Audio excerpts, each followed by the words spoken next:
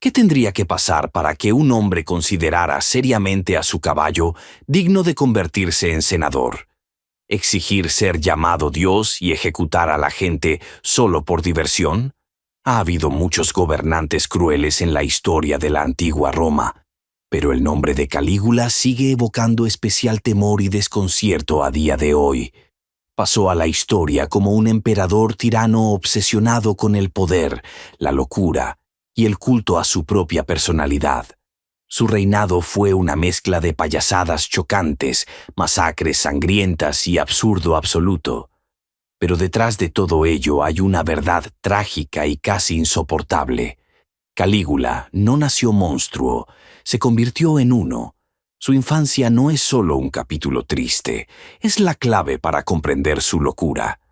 El niño de las sandalias doradas al que todo el campamento legionario llamaba cariñosamente Calígula, por el nombre de las botas militares, parecía el favorito de la fortuna.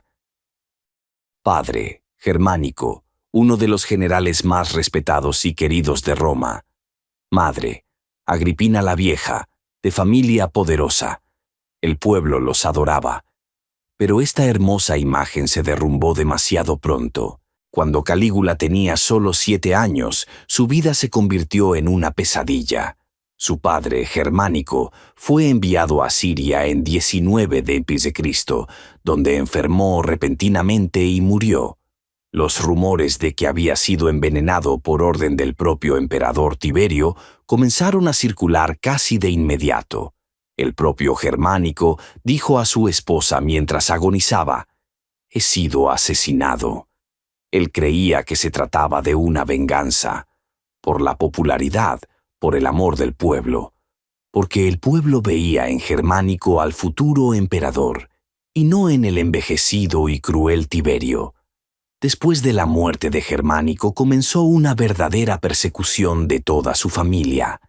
Agripina acusó a Tiberio de asesinar a su marido, por lo que más tarde fue exiliada a una isla, donde murió de inanición. Los 2 hermanos mayores de Calígula murieron con ella, Nerón y Druso. Uno murió en el exilio, el otro en prisión, muriendo lentamente de hambre como su madre. Imagínese, un niño de 7 años queda como único varón superviviente en una familia respetada, temida y odiada. Crece rodeado de traidores, asesinatos políticos, conspiraciones y miedo. Y no solo sobrevive, aprende a callar, a ocultar sus sentimientos, a sentirse cómodo. Porque Tiberio está ahí, el hombre que pudo haber destruido a toda su familia. Calígula fue enviado a vivir en la villa del emperador, en la isla de Capri. Fue allí donde pasó varios años, constantemente viendo desaparecer a la gente que molestaba a Tiberio, aunque fuera un poco. Era un lugar donde la tortura y la ejecución formaban parte de la rutina diaria. Calígula lo vio todo con sus propios ojos y se dio cuenta: si quieres sobrevivir, no sientas pena. Sonríe. Aprendió desde niño que los seres queridos mueren y que la confianza es debilidad. Su supervivencia no es suerte, es estrategia. Aprendió a ser necesario e invisible al mismo tiempo, y esa máscara le acompañó siempre. Calígula aprendió a callar, a ocultar sus emociones y a hacer lo que se quería de él. Reía cuando tenía que reír y agachaba la cabeza cuando se le exigía obediencia. Pero algo oscuro ya se estaba gestando en el interior de este niño que había crecido entre el miedo y la muerte. Y así, cuando el emperador Tiberio murió, en circunstancias misteriosas, por cierto, Calígula emergió de entre las sombras. El pueblo lo recibió como un héroe, el hijo del gran Germánico, el heredero que devolvería la gloria y la justicia a Roma. Calígula se convirtió en emperador. Roma se regocijó. El pueblo lo celebraba, los senadores sonreían y los soldados gritaban: «¡Viva el hijo de Germánico!». La gente estaba segura de que con su llegada comenzaría una nueva y brillante era. Era joven, guapo y popular. Y lo más importante, era un símbolo viviente de esperanza tras los oscuros años del reinado de Tiberio. Y los primeros meses se sintieron como un milagro. Calígula abolió la pena de muerte, liberó a los condenados injustamente, perdonó deudas, organizó fastuosos espectáculos, juegos y regalos. El pueblo sintió que era el fin del miedo y el principio de la libertad. Incluso el Senado, habitualmente cauto y malicioso, no ocultó su alegría. Pero 6 meses después ocurrió algo que lo cambió todo. Calígula cayó gravemente enfermo. Los contemporáneos dijeron que estaba al borde de la muerte, que era fiebre, meningitis o incluso envenenamiento. Cuando se recuperó, todo el mundo se alegró, pero rápidamente se hizo evidente que el emperador había vuelto un hombre diferente. Comenzó a sospechar de todos. Las ejecuciones comenzaron una tras otra. Primero antiguos amigos, luego senadores, después incluso parientes. Ejecutó a un tío por estornudar demasiado fuerte, otro por supuestamente soñar con el poder en su sueño. Calígula exigió a la gente un juramento de amor. Los que se negaban desaparecían. La enfermedad no solo podía afectar a la salud de Calígula, sino desencadenar un trastorno mental que entonces no podía diagnosticarse, como paranoia o megalomanía. Cada mes que pasaba, Calígula se alejaba más y más de la realidad. Ya no solo gobernaba, sino que jugaba a ser Dios. La gente que le había visto como un salvador empezó a tener miedo incluso de pronunciar su nombre. No confiaba en nadie, ni en un amigo, ni en su familia, ni en sus consejeros. Su palabra se convirtió en ley y sus caprichos en sentencia de muerte.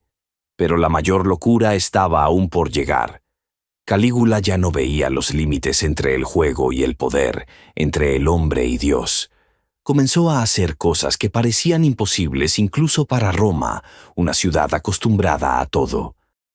Cuando Calígula empezó a llamarse a sí mismo Dios, nadie se sorprendió. Para entonces ya había trascendido demasiado el sentido común. Se consideraba seriamente Júpiter, el dios supremo del panteón romano. Ordenó construir un puente entre su palacio y el templo principal para comunicarse directamente con los dioses, y luego ser él mismo un dios. Apareció en imágenes de diferentes dioses, luego como Hércules, luego como Apolo. Se vestía con sus ropajes, mandaba colocar estatuas con su rostro en los templos y sustituía las cabezas de los dioses reales por las suyas. La gente que se negaba a adorarlo como deidad arriesgaba la vida. En el año 40 después de Cristo, Calígula se preparaba para marchar sobre Gran Bretaña. Esto era parte de sus ambiciosos planes para expandir el Imperio Romano.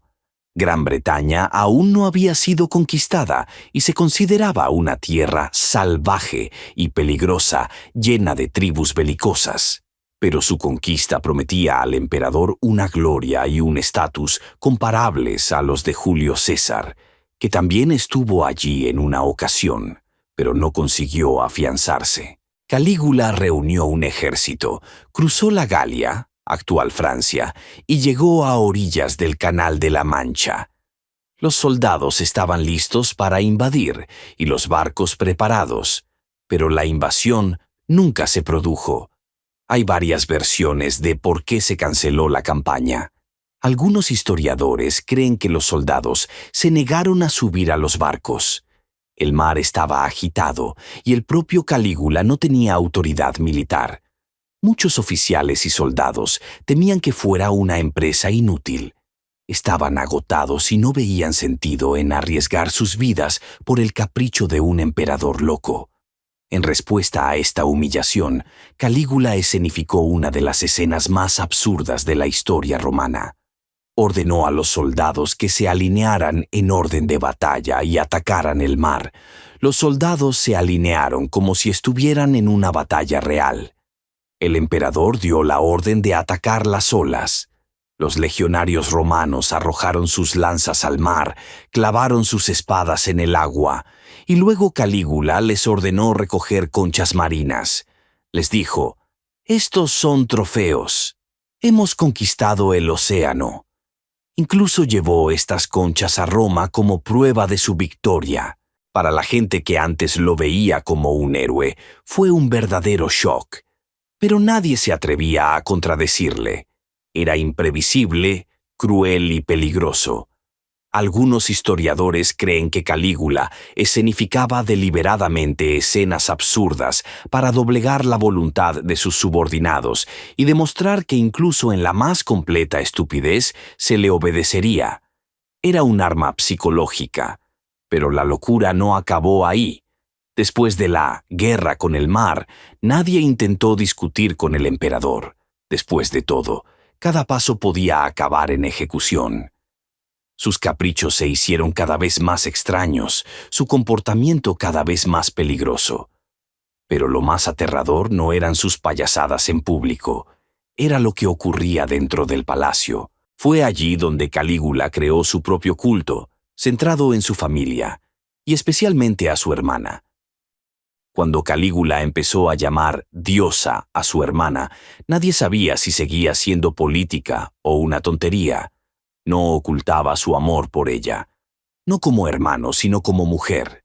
Las fuentes dicen que vivió con Drusila como su esposa. Ella era 2 años menor que él, pero él le tenía un afecto especial desde la infancia. Y cuando se convirtió en emperador, la convirtió en el centro de su vida y de su culto.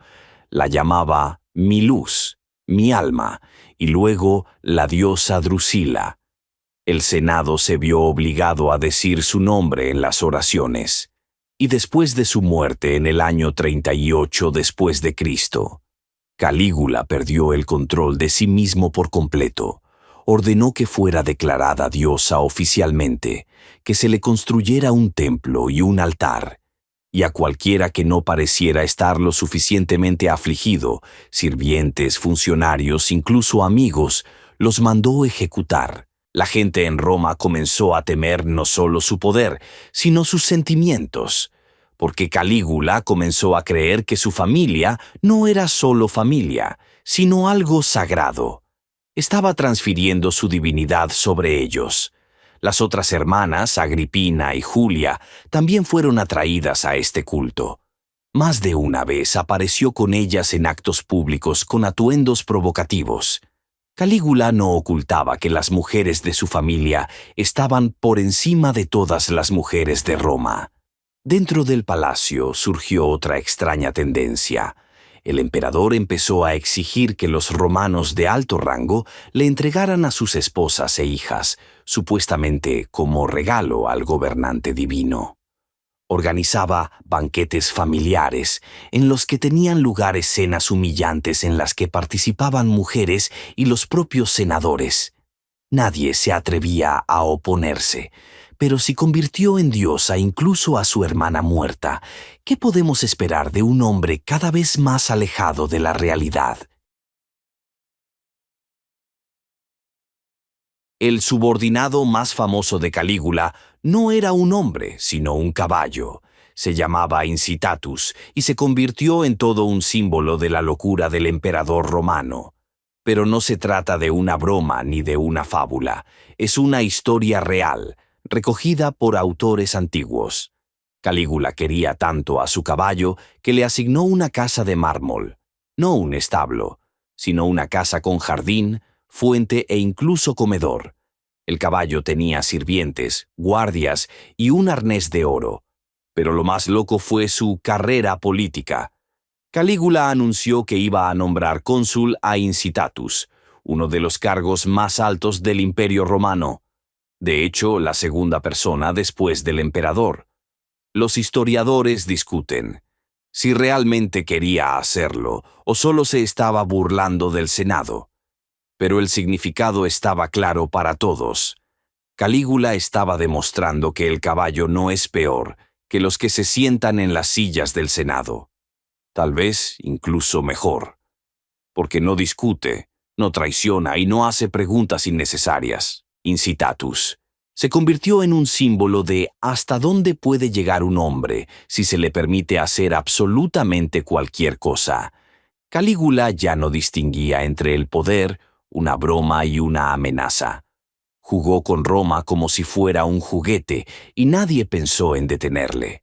Pero aún más aterrador fue la forma en que comenzó a jugar con la vida de las personas.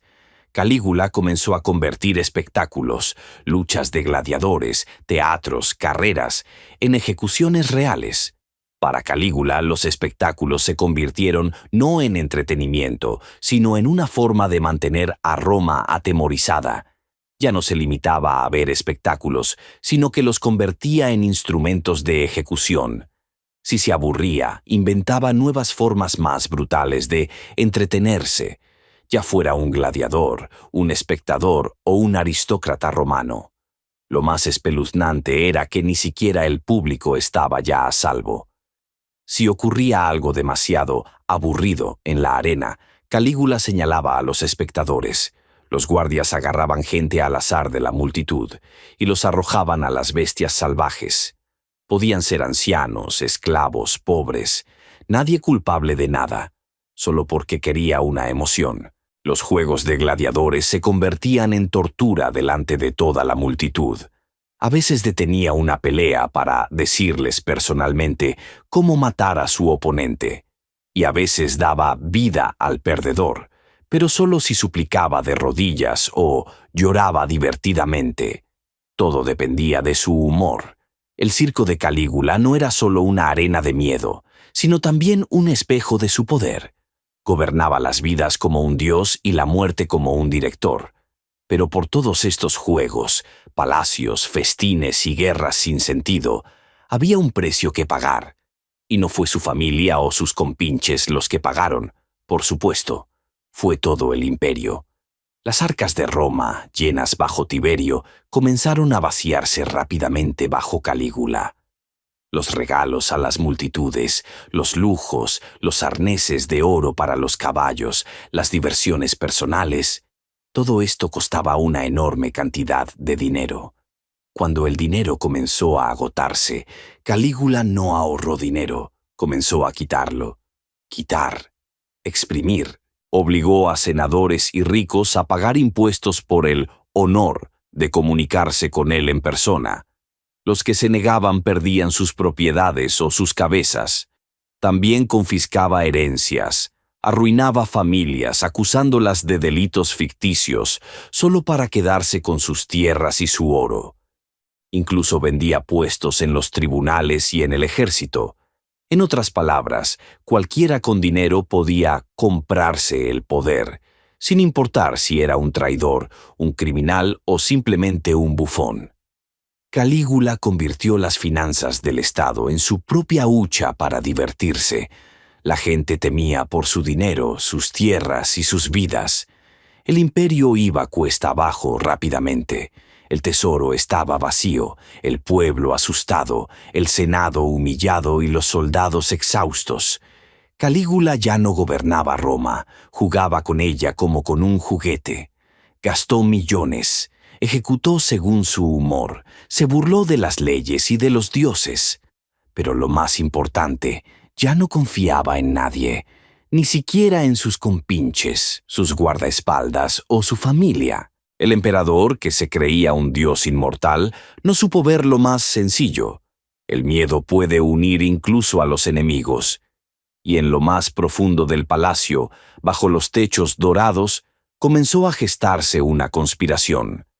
Personas que habían permanecido en silencio durante años comenzaron a susurrar, y aquellos que se habían inclinado antes comenzaron a afilar sus espadas. Los pretorianos, la guardia personal del emperador, desempeñaban un papel clave en el complot.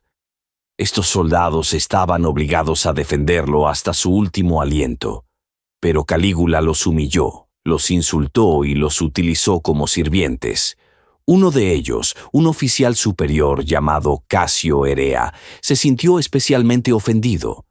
El emperador se burlaba abiertamente de su voz, le llamaba moza y le daba órdenes de forma burlona.